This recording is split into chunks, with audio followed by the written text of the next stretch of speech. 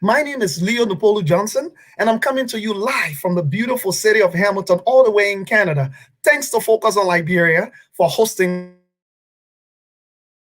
first edition. And I'm joined by some very distinguished guests who are fellow. I have with me today Abigail Dorber coming in all the way from Liberia. I have Queenie Collins also coming in from the United States. And then I have Robertson Boylan, who is also joining us from Liberia. So I will start by letting him tell you who they are and a little bit about why they felt it was so important to be a part of this show and why it is so important that they can add their contribution to this topic that we are going to be discussing and the type of narrative that we are trying to create. The narrative for Liberia, one that we all can see ourselves reflected in. I will start.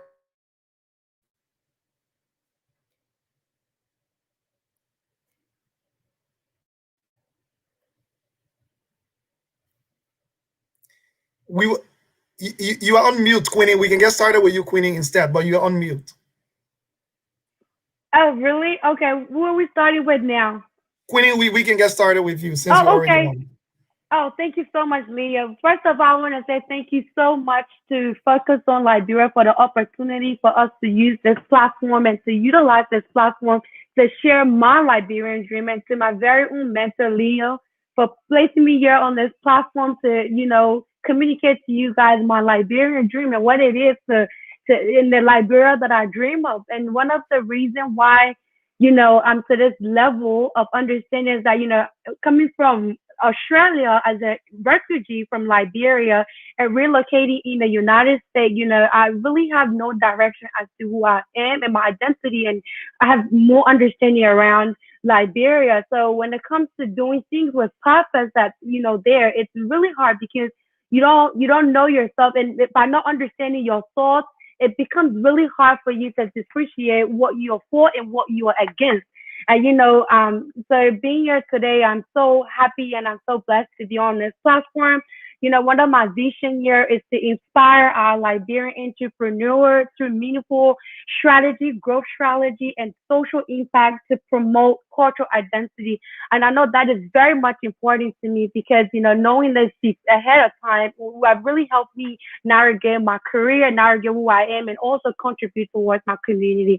So thank you so much. You can also find me on LinkedIn, Facebook, and I'd love to connect with you all. Thank you. Thank you very much, Queenie. We'll be coming back. You hear a little more from Queenie and how it's contextual to the Liberian dream discussion that we're having. But I will take this time now to go to Abigail. Abigail, you have to unmute yourself. Hello, everybody. So my name is Abigail A. Dober. So I've lived in Liberia all of my life, and I too also have a dream, the Liberian dream, and I'm hoping that within a few years we'll be able to, see it, that we can be able to contextualize it and make it very authentic. Because I believe that we already have a dream, but we just need to rediscover it because we lost our roots and we've lost our identity. Even those of us that stay here, we don't have a particular thing that we go by to say that makes me a Liberian because we've lost our roots. So hopefully the Liberian dream can help us get back on track and find our way. Thank you for having me. Thank you. Thank you so much, Abigail. Thank you again. We will come back. You will get to hear from them a little bit more. Robertson, you have to unmute yourself as well. Robertson is on to you.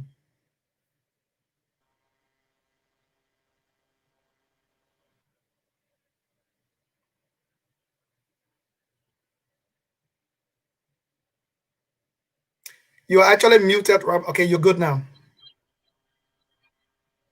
Well, I would like to say good afternoon to those of us in Nigeria and good morning and good afternoon everyone around the world. My name is Robert. I'm glad to be a member of this platform. Um, We Robertson, have a can very you strong. Robertson, can you check your audio, please? I think we're having a little bit of challenge with your audio.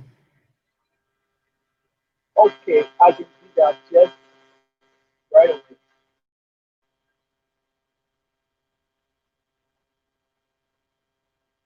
Is it better now?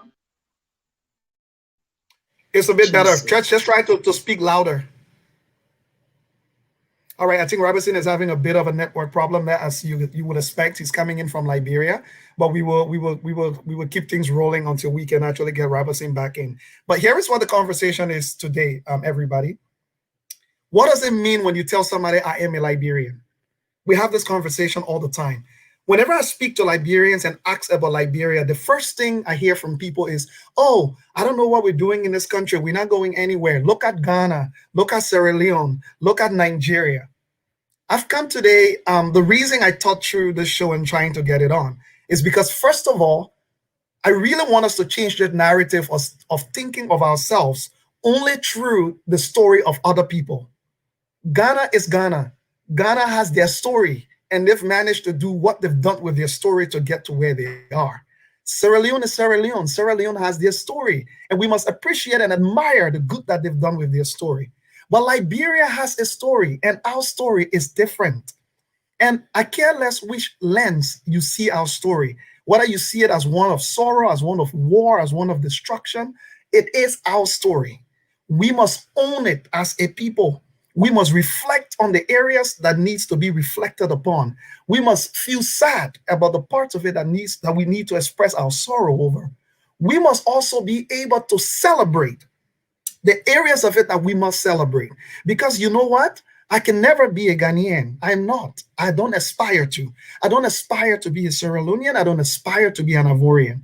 There's a reason why I was put in Liberia. And we have to be so intentional about this, that the little child in Raylet Market who only knows how to sell well should know that truth is selling every day to the future of Liberia. That the little child or the little girl all the way in Vonjama who is helping her mother to make a pepper farm can understand that she too has a stake in the future of Liberia. That the little child that wakes up every day and go to school also has a stake in the future of Liberia. This, my friends, is the narrative. We need to be so intentional because Liberia is all we've got. And as a result, we must give it everything we've got. I think Robertson is back. Robertson, can we see if we can get you on again? If you can put your phone landscape, Robertson, it might be better. So just turn your phone around. It might be great if we can get you to do your phone landscape. This way, I think it is really, really giving me a hell today. My computer has just failed me. But your audio is great. So we will allow you to introduce yourself at this point. Go ahead. So once again, my name is Robertson. Robertson D. Boylan. I'm from Liberia. I live right here in Pinsville. I'm glad to be on the show. Like I was saying earlier on, I'm a fellow from the Kuwo Leadership Training Academy here in based in Canada, and I'm in Liberia, like I said earlier on. So I'm glad to be a part of this Liberian dream. You know, there's one thing that really draws my attention, and it gives me the courage to be a part and to encourage my fellow young people out there and to be a part of this Liberian dream. Because there's one thing it says that the Liberian dream is an ideology where progress is an intentional, continual, rooted in increased cultural understanding, community-driven solutions, and culturally responsive system. So you see in our typical Liberian setting, our culture is actually broken down. You don't find it anywhere in our everyday life. For me, I've lived all of my life in Liberia here. It is very much difficult for us to identify with our culture. We don't know it. We don't understand it. We try to copy after every other person. So I believe that this is an opportunity for us to come together, to be able to identify our culture, to be able to live it, and to sell it to the rest of the world, to tell the world who we are. So I am so glad to be on this platform, and I look forward to kind of working and just pushing this dream forward. Thank you so much, Mr. Johnson. Thank you. Now let's look at some contextual things as I go to our distinguished young guests that we have here today. All of them who made the time to be here. I often ask the question, right? When we say the first thing we'll be highlighting is what we are calling community-driven solutions. I will start with you, Queenie. Someone like you who left Liberia very young, went to Australia as a refugee, grew up there, and then decided to relocate to the United States. Queen, Yeah. do you fully understand what does it mean to you when you say you are a Liberian? Do you really think that your part in Liberia is something that you fully understand and appreciate? Tell us a little bit first about how much Yeah. you know or don't know about Liberia just because of how your life has evolved. Yeah, that's a really good question, Leo. Most of us that in the diaspora who, migrated um to the United States or anywhere in the world at a very young age, we lose track of who we are and our identity. So here we are when we come to this country, one of our objectives is to get our higher education, and we are adapting to a system. Some of us, we don't even identify ourselves as Liberian. I'm a witness to that. As a young girl from Liberia, migrated to Australia around when I was 5 years. So, and there was no inspiration around me or any kind of form of mentor around me to really allow me to express my identity or to ask my mom these questions. You go to school, you achieve your marks, you work, and that's all to it. But after moving to the United States, one of my dream here, and that's why I'm so happy to be on this platform, is to be able to identify myself as a Liberian and to do that with boldness. Because, even when it comes to the series, when it comes to the speaking and all that, that's even a little clue here that sometimes we try to, uniform ourselves with everybody to conform with everybody. And we leave behind ourselves and who we are as a Liberian. We want to sound like other people, want to do things like other people. But what I came to realize, especially, is that whatever we do, whether it's in the little things we do at our workplace, we should have our identity at heart.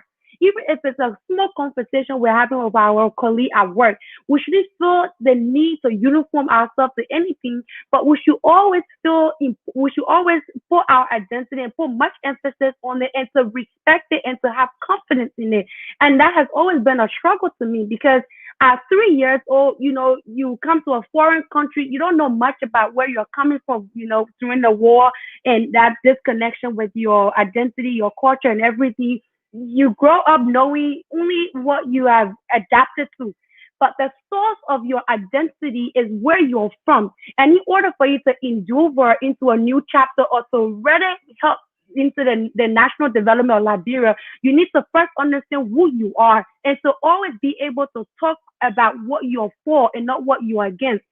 Most of the time, it got to a point where I will refer myself as Ghanaian because I would think it was better for me to say I'm Ghanaian than to say that I'm Liberian. And and it's a sad thing for even myself to be thinking.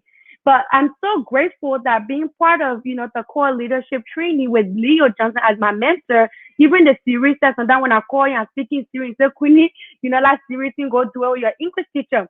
But at the end of the day, we should always identify ourselves. And it's something that I'm working on. And I'm so glad to have the knowledge and to apply the knowledge and to be able to stand for where I am and to be able to share my Liberian dreams to those around me within my work environment, even within my own family and personal context.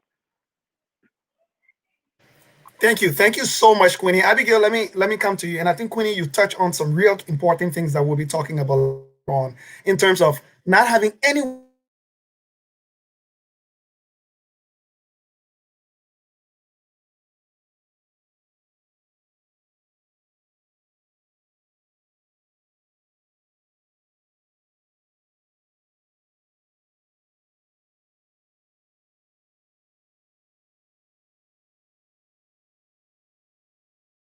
yeah.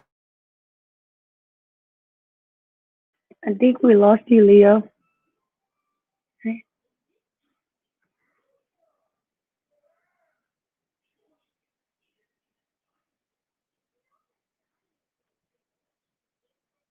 think we're having a really bad connection with Leo.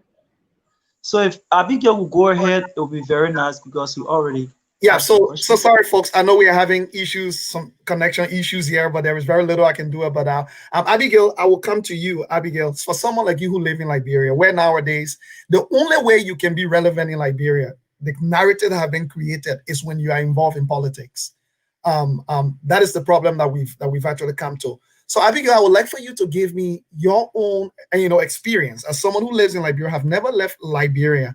Um, how do you see Liberia? Do you feel as a young person you are giving the level of credence and the opportunities that are required for you to use your own ability as a Liberian? And do you feel part of our national agenda when it comes to what does it mean for me in terms of my contribution to Liberia as a citizen? Hello, everybody again. Um, so for me, how do I understand the whole Liberian dream, or being a Liberian first of all? So for me, it means that it comes with all the rights, the privilege, and the responsibilities, that comes along with the whole Liberian citizenship stuff. But it be living in Liberia like all my life, especially with the whole politics saga that is, I don't know, it has gone so far that it has we our people have forgotten about us, the younger generation. So I think that I tend to feel that I'm being left out of a lot of things because, well, you have to be friend of the minister or friend of this or friend of that, or you have to be part of this or other political party and stuff like that.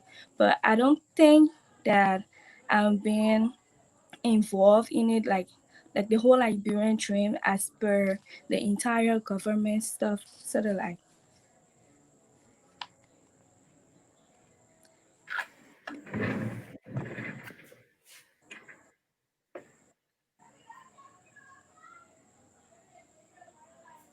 I gonna done. Abigail, do we still have you? Yeah, Are you finished? yeah. Thank you. Robertson, let me come to you quickly. And then, I mean, you heard Abigail. I heard some of the frustration in some of her expression when it comes to where we got a lot of young, brilliant people in Liberia, for example, doing all kinds of amazing things. But they don't get the same level of attention. They are not valued. Like I often say, if you are a brilliant math student in Liberia and you never get the chance to leave Liberia, it's a sorrowful thing because the only thing you can easily become is a math teacher. That's the only thing you can become. There is no other opportunity. And all of a sudden, we see that only those who Right. choose to go into the political sphere tend to get so much attention, and we abandon everything else. How do you see yourself as part of the Liberian dream? And can you say what you're being given right now, or the opportunities that are available to you right now, does it make you feel like you are part of our country's future? So I would say bluntly, yes. From this training, from the previous training from core leadership, I've come to understand that yes, I am a Liberian, and not just being a Liberian like every other person, but I owe it to this country. So most of the time, I've always sat and said the government will do this for us. The government must do this. As a young person, you must clean our community. Aside from cleaning our community, government owes everything to us. So when I see that things are not moving, I tend to blame the government. But I'm at a point where I'm not seeking solutions to some of the problems within Liberia. It may not be like making a whole impact or making a big impact, but in my own understanding, the way I see Liberia now, it means that all hands should be on deck. All young person should think that we belong, we gotta do something for Liberia. If we just sit back and look and say, okay, we identify all the problems and continue to complain and talk, no one is going to come from elsewhere to come and fix Liberia into the way we want to see Liberia. So therefore, moving forward as a young person, I've understood from this leadership training, and as a young person, I must start it by myself in my community, from the way I behave, from the way I conduct myself. Like you were saying once, it might be possible that I might not even travel out of Liberia. So what if I don't travel out of Liberia? Does it mean that I will stay and then just see everything spoiled within Liberia? I said no. So there are ways in which I can be able to contribute to Liberia, to be able to see that the best can come out of Liberia as well. So for me, being as a Liberian, or how I consider myself, I just don't consider myself like Liberia owe it to me, or but I too, I owe it to Liberia. I must give back to this country in whatever way I find myself doing, whatever meaningful way I can contribute. I must contribute to fix Liberia. So the education, the knowledge, even bringing me to this platform is something that I can speak to my colleagues about.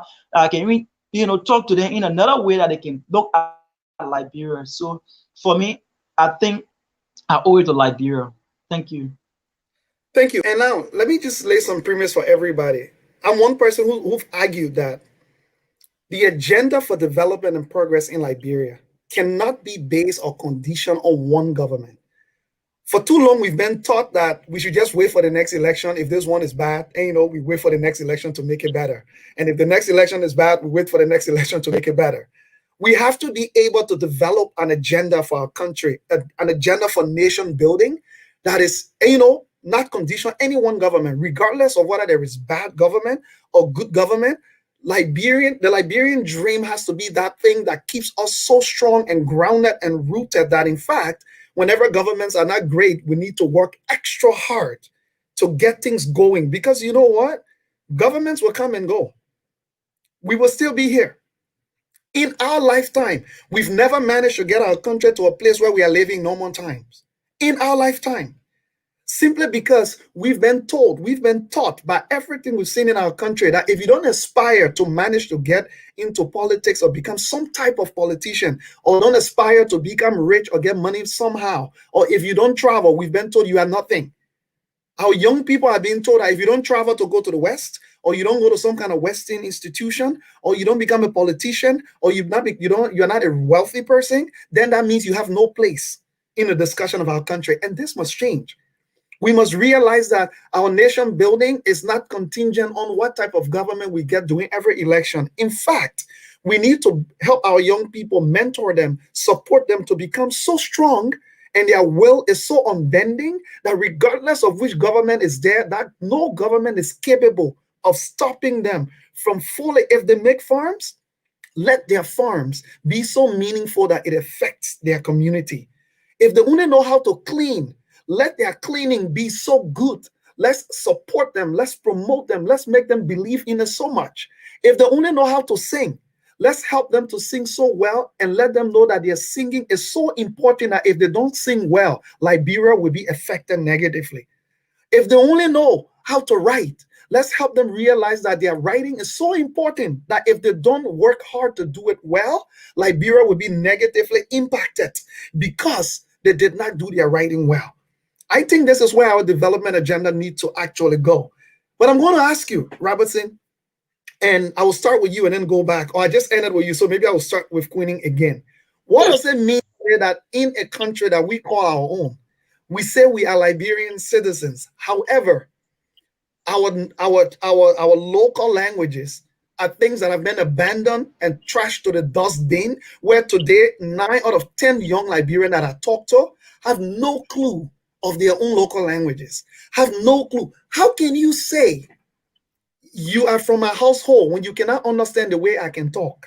Mm-hmm. How can you say you are from Liberia when, to be honest with you, the only thing we don't care about in our country is our local languages? We care more about promoting the white man's language, which is English, something that was left with us, and we cannot even speak it well at the detriment of our own local languages. Queenie, let me hear your take on that. Leah, that question is very, very, very to the core of what this is all about. And even to my own testimony, you see, one thing about the youth, and I emphasize on the youth a lot because me, myself, I'm a youth. And to have a mentor in our life to help and shape our understanding of where we are from. Because going back to a lot of youth are who migrated to the diaspora, some of us we left Liberia at a very young age. We don't have no knowledge as to whatever who we are, our language. Some of us we not uniform ourselves as to be the white man or the serious girl in the room, or the way we do certain things to make us so differentiated from other people that sound like us. We will take ourselves from that. But the question that I always ask myself, and I'm so happy to you, Leah, as a mentor, is not what Liberia can do for us, but it's what we can do for Liberia. And that desire to have in our heart is to work with other people and to learn where we're from, to immerse ourselves, not just to focus on getting your degree, and then after you get your degree, you go back and replicate back there, and then that be the story. But at the end of the day, you want to immerse yourself and to identify the issue, immerse yourself in the issue, know what is going on, be intentional about things that you are doing, and don't try to take yourself any special because of your bachelor's degree or the way you sound. Matter of fact, we youth, we need to start to work together. My dream is to see my fellow Liberian sister anywhere, whether at a job, to speak my Kolowa, to understand what I'm saying. Even if I don't understand what she's saying, that she will be able to teach me. It shouldn't be, oh, I don't want to sound like that because I sound uneducated. And that's the belief most of us have. When you start to speak the Liberian English, most people will think that, oh, you're not educated, or you're not uniforming how you're sounding, or you're not part of that group or whatever that is. But so your question, Leo, I think proper knowledge and mentorship to our youth who move over to the diaspora is very important for us right now, for us to arm our hands around these youth, to educate them about Liberia, especially around the current issues around our identity, so that that desire can further grow in us. So at the end of the day, our developing agenda is that we can now stand in front of other people and talk about what we are for, rather than inducing ourselves into conversation about what we are not for. Because most of the time, we don't even know where we're coming from, but yet we have so much to talk about what we are not, what we are against. But the question here is, with proper knowledge and understanding of our identity, with proper knowledge and understanding of where we're from, our nation, Liberia, and working together towards the development for our nation will help us to be able to go out there as missionary and be confident in ourselves, to speak our language without no hesitation to say, oh, I don't want to speak Liberian English. Most of my mentors around me, when I go talk to them, I always put a series. But there is nothing in this world that feels great than speaking in your native tongue and knowing that somebody understands. Even if people don't understand you, there's just a working force of what it is to be that Liberian dream tomorrow, Thank that you. we can be confident in what we speak. Thank you. Thank you so much, Queenie. Abigail, I would throw the same question to you, where we have young people in our country and old people alike in Liberia today who've never gone anywhere at all. They've always lived in Liberia. But we are getting like less and less people even understanding the context of our culture, even understanding our local language, or even being able to speak it. How do you feel, Abigail, as a young person, when you get out there and say, I am from Liberia, this is who I am, but then be like, oh, but unfortunately, I can't, speak any of the languages, or I can't understand any of their languages. And at the same time, we subjecting our children within our education system that they must learn English, that they must speak English. There is nothing wrong with that. I think it's great. In fact, learn many languages as you want. But what is the context of your story and the value of it when you cannot even learn yourself, but your only goal is to learn to be like everybody else? Yeah, so I understand that a lot of powerful nations have their own language and they've embraced it, and I think that's one thing that we as Liberians have failed to understand, that your language makes you authentic, makes you original. So I remember I went to Nigeria years back, and I was trying to converse with the people on the Lagos University of Lagos campus, and it was very difficult because there was nobody, to speak like I do. And another problem is Liberians tend to leave their identity. So it's not just people that have traveled or stay out of the country. So you have people that were born here, that were born in the hinterlands, right? I have family members that were born over there, that grew up speaking their dialects, or the language. But when it came to the city, they made it look like it was a crime. So they refuse to teach their children, and even the children themselves don't want to learn. So it's like a 50-50. It's like the youth and the older people. Like nobody wants to be bothered with the whole language thing. And you'll find out that an example, right? No disrespect to the Nigerian pastors, but when a Nigerian pastor comes to Liberia, to live and build a church and reside over his or her congregation, and Liberians within that church will start to speak like Nigerians. I mean, you're not supposed to do that. If I go to a particular country, I will try to adjust. Not me in my own country adjusting to another kind of language. I should be teaching people how to speak a local.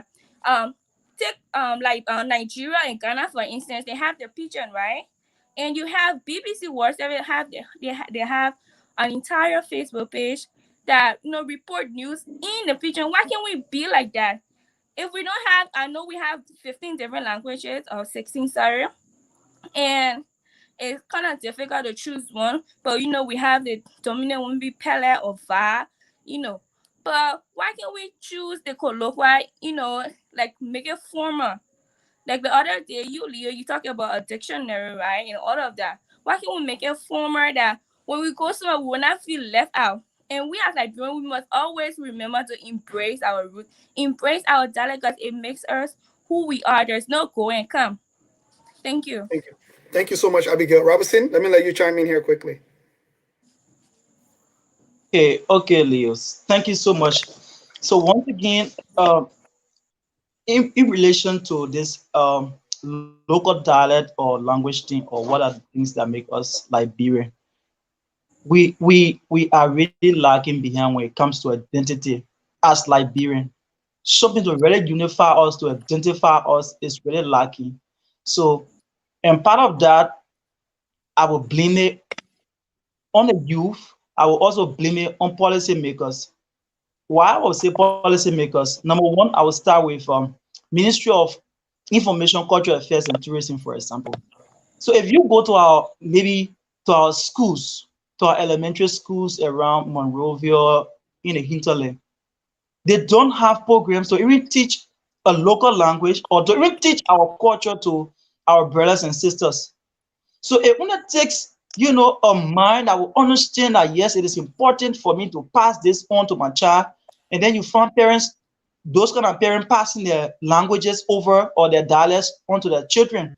So that sense that we should take it and then pass it on, we have not come to that point in Liberia where our policymaker can say, yes, we want this and we've identified this, we must share it with our people so that it becomes, like Abigail was saying, a national or something like our mother tongue where we can communicate into. So take for example, if I will ever meet people like Queenie somewhere, they I can communicate with Queenie aside from English, which is so bad. Like she was making reference to other nationals who want to go, just their conversation. They are actually speaking their dialects, and then you are like lost. You are feeling, cheated, but that is that. But in Liberia, it's the other way around. If you don't speak English, people feel that you are not educated. Even we found it in our presidents and everywhere they are educated, they can speak the local dialects, but to speak it out is another issue. So it takes only someone who understands to say, okay, I understand it's important for me. Then of course I can be able to communicate. And quickly, Leo, to be able to kind of like go further, just to give you the chance. There's one more thing in Liberia actually that has kind of broken our entire culture and our values down. This issue about the polarization of our culture. We know for a fact that this country, people have been coming in, we have settlers, we have this. And I just read something very important. I just got to know this. And I read it from one guy. His name is Yakute um, Gasoni. And that book he wrote, the book is called The Black Colonization, and it's called American Liberian um, Scramble for the Hinterland. So I just read a piece within our book. It talks about where our president back then, before they even granted citizenship to Liberian, to the original people that were here, they needed them to strip them of their African, traditions and their cultures and everything, but accept certain value, certain Western culture. I think from that point on, our cultures were being looked down upon. Because when these people came, they said, before you take on this one, you must deny this. And we took these things and we felt that was the way out. So we've been living with it, and then we just passing it on. And these people, our old people, are dying without sharing their thoughts and everything with our young people, and it's really a problem. So there, I want to stop to allow you to say another thing, but I think Yeah. it's really a problem. Yeah, so thank you, Robertson. For those of you who got questions, you can start to post your questions now, and you can also call in. I think if you look on the screen on the numbers, you can call in our technical crew will be willing to let you in so you can ask your questions and make your comments. But I just want to say one thing. Today is just an introduction of the show. This is the first episode. So we talk on a lot of general things. Going forward, as of the next episode of the show, we will start to drill in. I will be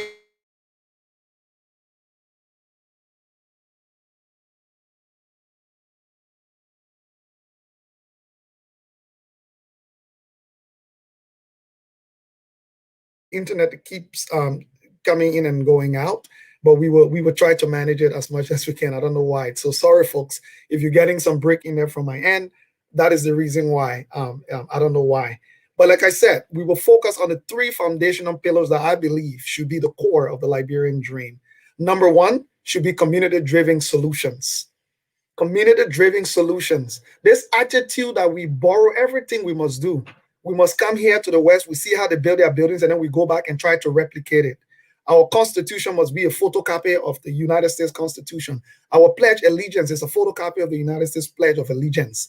Our names, our streets, the way we want to behave must be photocopied from anywhere. Whenever we do that, we're basically trying to erase ourselves. We're basically trying to do away with the local innovation and abilities that we already have. What's wrong?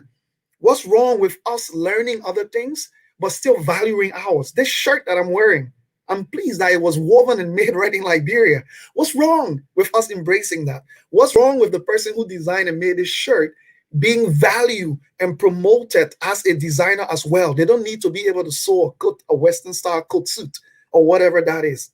So community-driven solutions is going to be a key piece. Another one is going to be understanding our culture. Pretty much what this means, cultural understanding, is understanding who we are.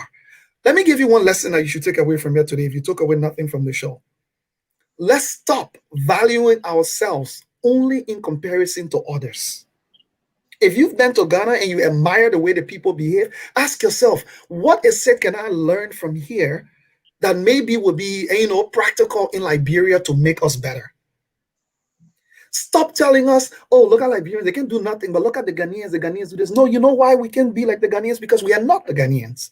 Our story is different, our experience is different, and we must build the Liberian dream based on cultural understanding, who we are. Based on community-driven solutions, what are the things that we own and know already in our country that looks good? And many of you also like to denigrate and talk down on our cultures, right? Look, let me not sit here and lie to you. Our culture has some things that we must change, that it is not acceptable.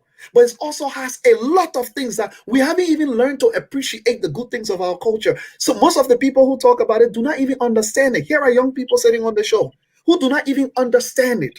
How do you expect them to appreciate it or know how to change it? 30 years from now, we will be the elders of the day. And if we're not careful, we'll be novice to our own culture, even as elders. So we will not be able to use the authority that we have as elders to help make that change.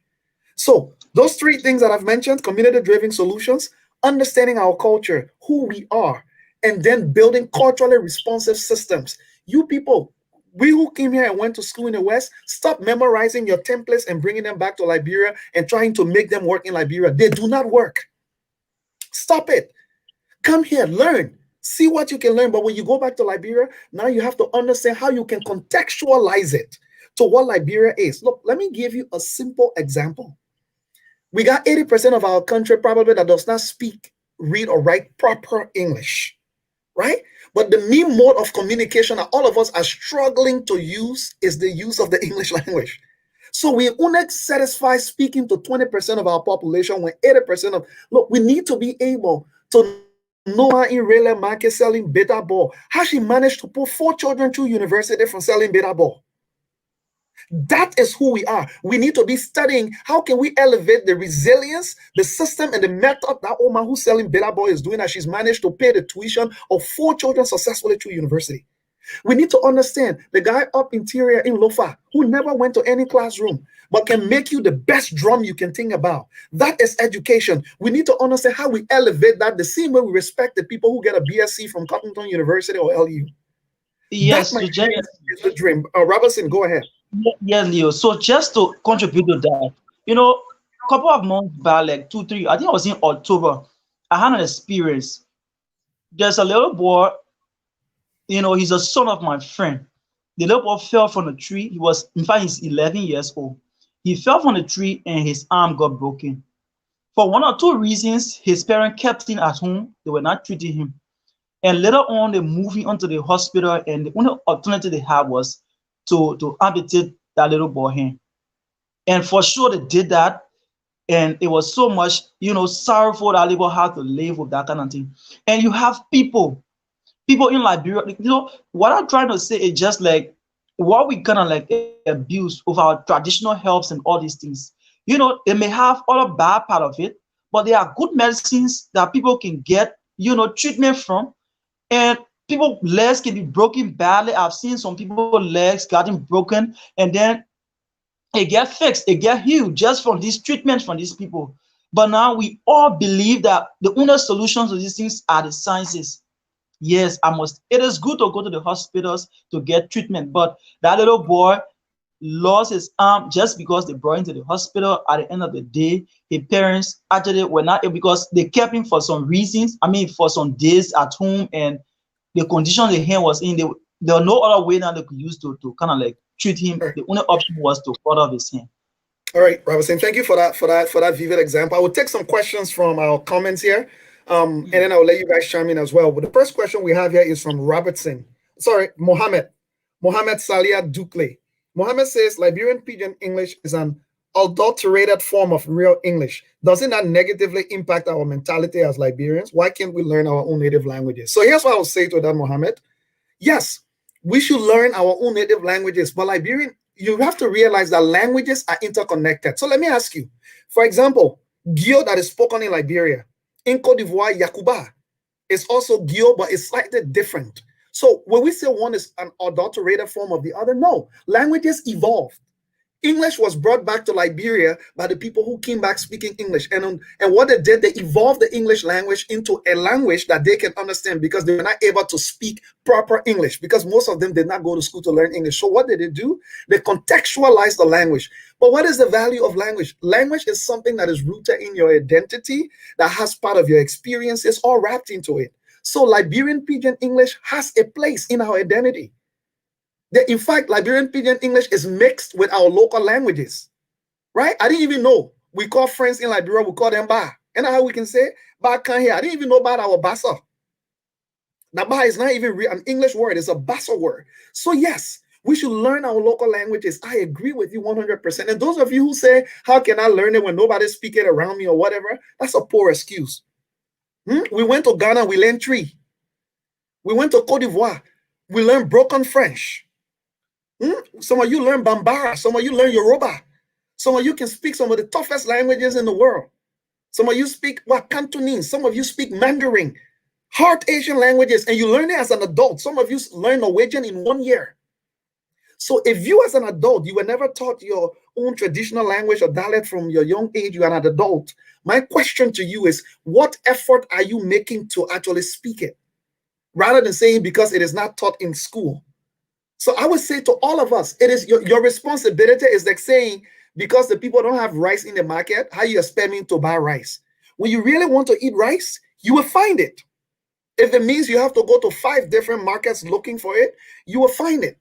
And somebody asked another question. Let me go to the other question before I come to you guys. Mohammed again said, you mentioned our culture. What is that Liberian culture? Mohammed, let me give you some. Liberian culture, part of it is based on the Poro society and the Sunday society. That too is Liberian culture, right? Liberian culture. If you go from county to county in Liberia, the way we eat, the way we handle food, the way we dress, our languages, these are all various components of our culture. So when I say understand Liberian culture, I'm saying to you, take some time. Do you know butter? Do you understand why they handle it in a certain way? Do you know why the people in Lofa County love to make big farms? Do you know why the Poro society itself has become such an ingrained part of our local culture?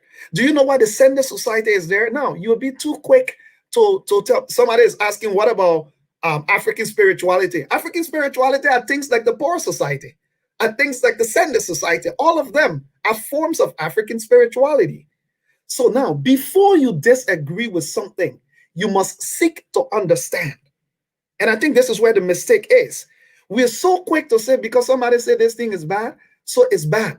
Or because a portion of your culture or something your culture practices is bad, so you decide that you will condemn your entire culture. I dare you to show me one culture in the world that does not have a negative in it. We are human beings, we are flawed by design. So whatever we do is not perfect. So it behooves us to start working hard to evolve our cultures, to start working hard to make it better, to start working hard at those things that we know now that are not so great, to start working hard to see how best we can educate ourselves about it and change it. But how can you talk about your culture when you know nothing about it? How can you speak about things you don't understand? How can you even understand your own culture when you go to your village? You see certain things, you are laughing at it because it looks funny to you. You don't even understand why is that. How can you understand your culture when you don't know why the people in the villages up interior build their huts round? When you go up interior, when you see the huts in the villages, they are all round. How can you talk about it when you do not understand it? So I'll say to everybody today, and I'm not here to tell you you should agree with what I've said is the Liberian dream. I'm here to provoke you into thinking, what is your Liberian dream? With citizenship comes responsibility. You are a citizen of Liberia and you say you have the right to go to Liberia whenever and leave Liberia ever. You have the right to vote. You have the right to participate. You have the right to own land. I want you to pause and ask yourself, with that right, what is your responsibility to your country? Because citizenship is not just about right. That's one side. It's also about responsibility. And I'm not here telling you be superior over somebody. I'm just here telling you help distinguish yourself for who you are. Liberians, let us stop running away from who we are. Let me give you an example. We in Liberia today, we got buildings going up with writings in English and Chinese. Name me one building you know in Liberia that has a Pele writing on it, or a Loma writing on it, or a Gio writing on it, or a Bassa writing on it. Name me one. It's even impossible to find local text in our languages that are written. The VAR has a written script. Pele has a written script. Loma has a written script. You cannot find it. It is impossible because we all are running away from ourselves. We think we are not good enough. And let me promise you today, you will never be what you are not because the things that you're looking for, God has already endowed you with it. There's a reason why you are Liberian. What you're looking for to make you great is right there with you already.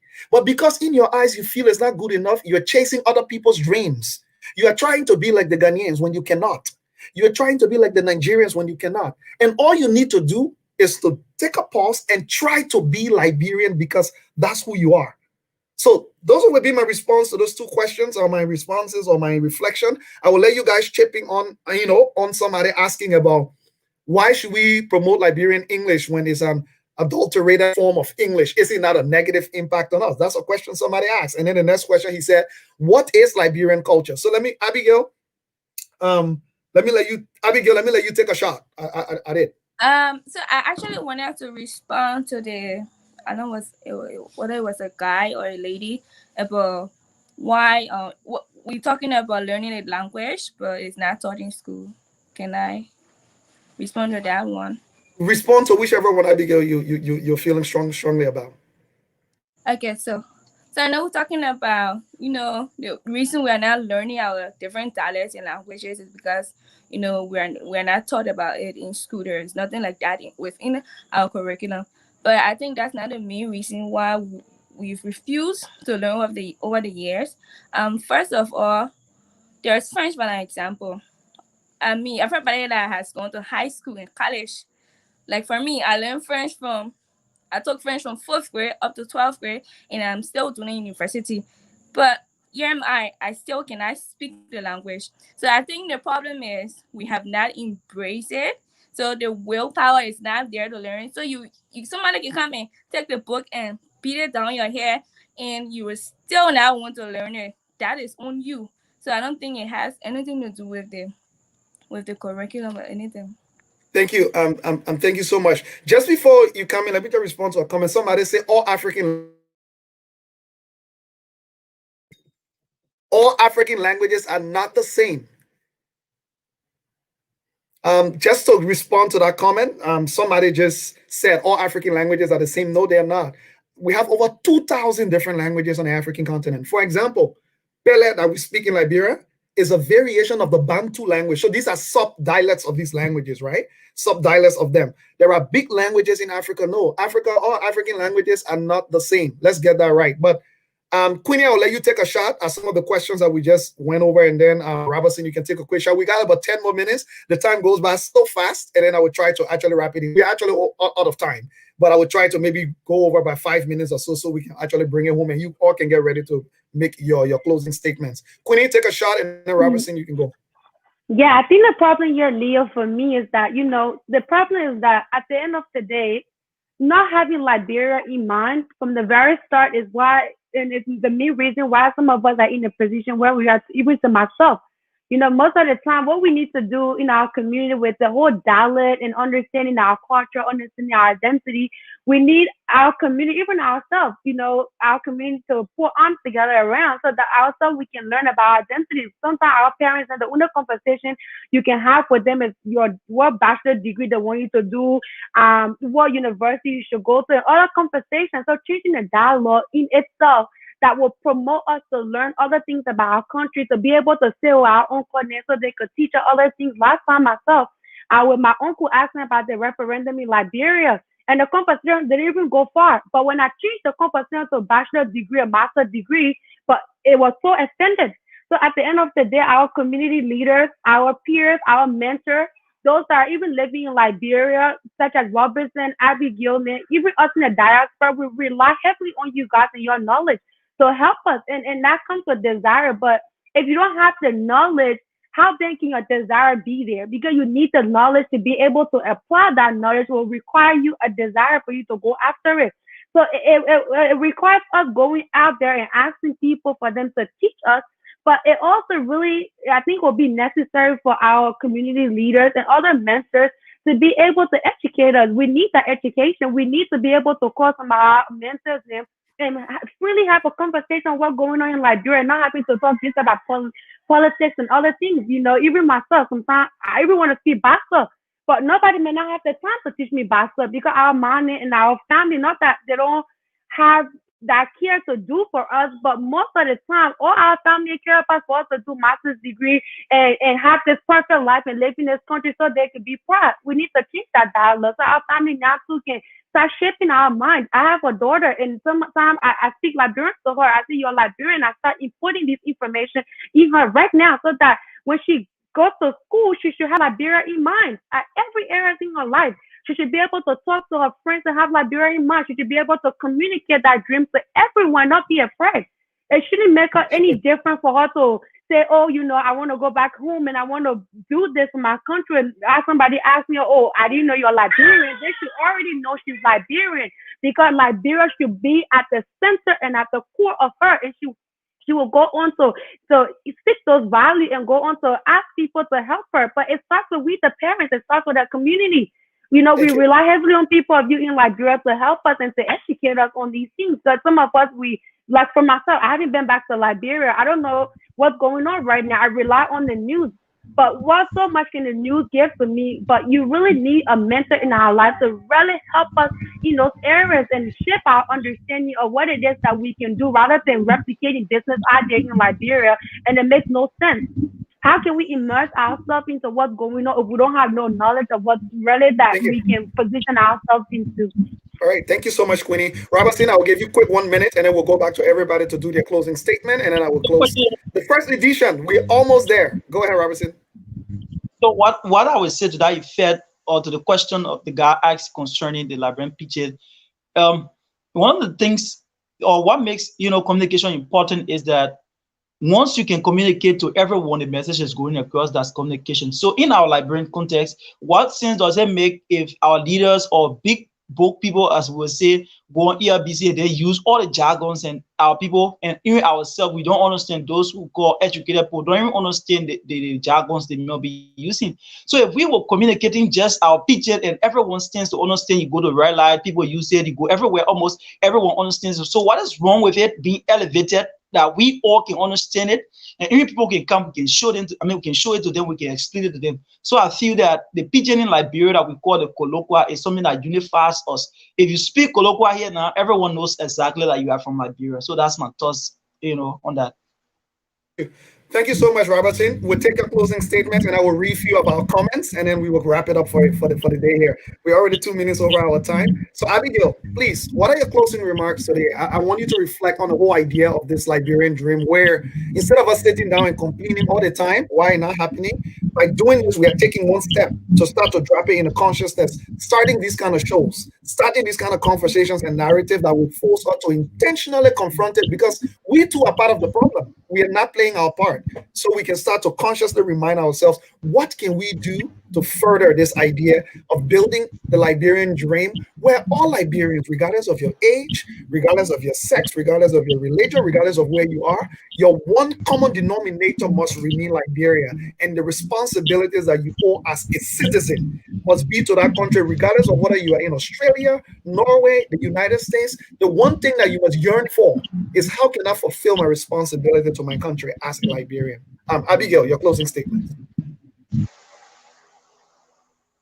Yeah. So the first step is to understand and then embrace who we are.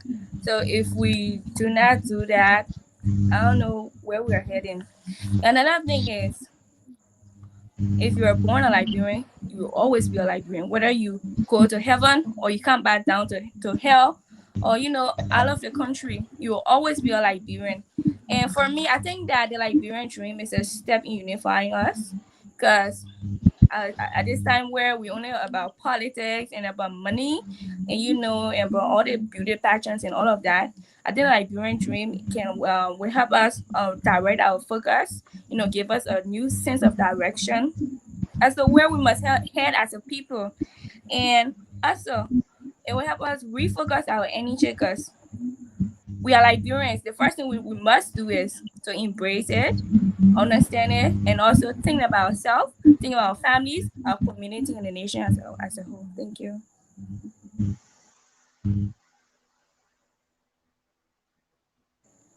Leo, I'm done. I think Leo has frozen.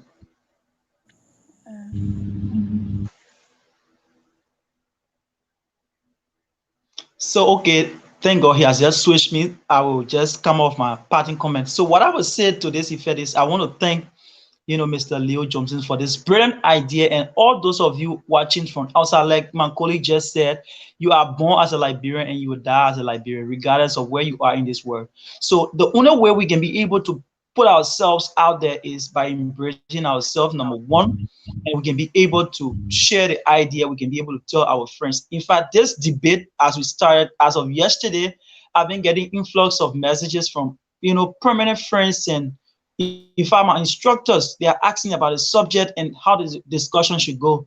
So I really want to be grateful to Queenie, to all of our mentors from the KUO, and all of our leaders, so we can make the difference. If we put ourselves together, Liberia, we can see the Liberia that we want to see. Thank you, and I love you all. Thank you so much, Robertson. Yeah, Queenie, go ahead. And for me, honestly, the first step is to identify with our culture. In every situation, in every circumstances, let it start at home. I think that's the best place. It should start at home. Once you start out, when you can have that conversation with your uncle, your mom about where you're from and be confident to talk about it. If the charity begins at home, it ends at abroad. So at the end of the day, we should be able to identify our gifts, and we should release our gifts with our culture in mind, identity in mind, and also to inspire other people. That shared success and shared knowledge is very much important to the Liberian dream.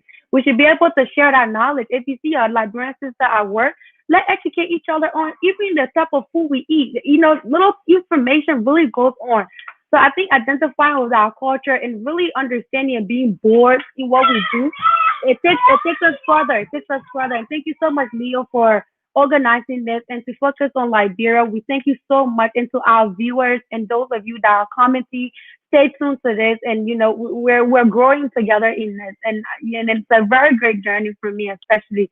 So let's be bold and let's be proud and let's take it on. Let's speak our English. Let's be proud of ourselves. In whatever situation we find ourselves in, we are Liberian. Let people know that by the way we talk, by the way we do things, and we shouldn't be afraid of questions.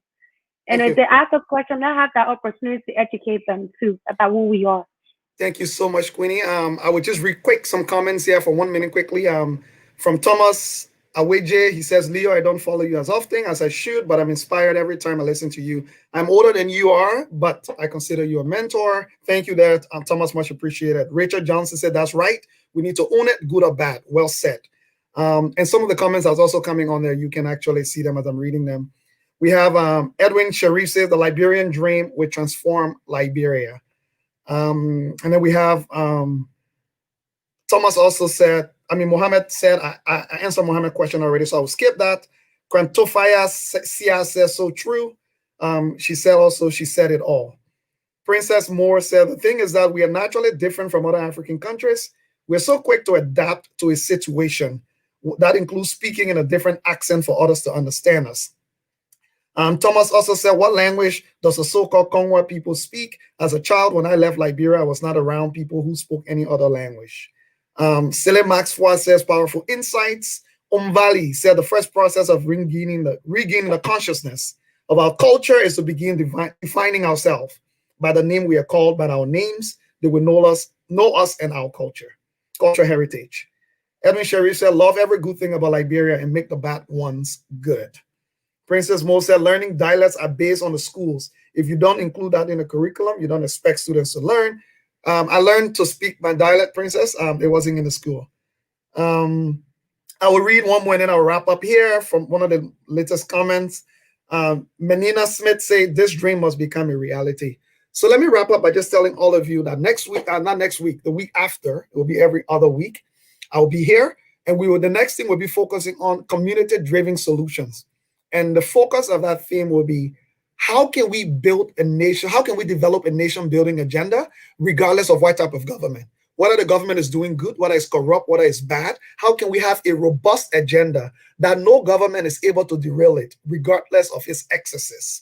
Because this attitude where we've come to a point by saying that if the government is not doing well, we got no choice but to sit down and just criticize and just say everything is doom and gloom, has become the new narrative that has seen us repeating the same thing over and over. And like the wise people often say, doing the same thing over and over and expecting a different result is insanity. How can we start to shine the light on young and old Liberians in Liberia who have managed to keep the nation building agenda alive, regardless of what government was in power? How can we learn from that and make that our new way of thinking about the future of Liberia, rather than thinking about who will become the next president should determine what the future of Liberia becomes?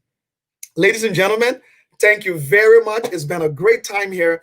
It's been so amazing. We want to thank our technical team. Thank Focus on Liberia for making this possible. None of this will happen without them. Thanks to Anthony. Thanks to Mr. Dennis Jar, the technical crew that has made sure this is recorded in history. Today, January 24th, 2021, the Liberian dream was born, and it will continue. Thanks to you, Robertson.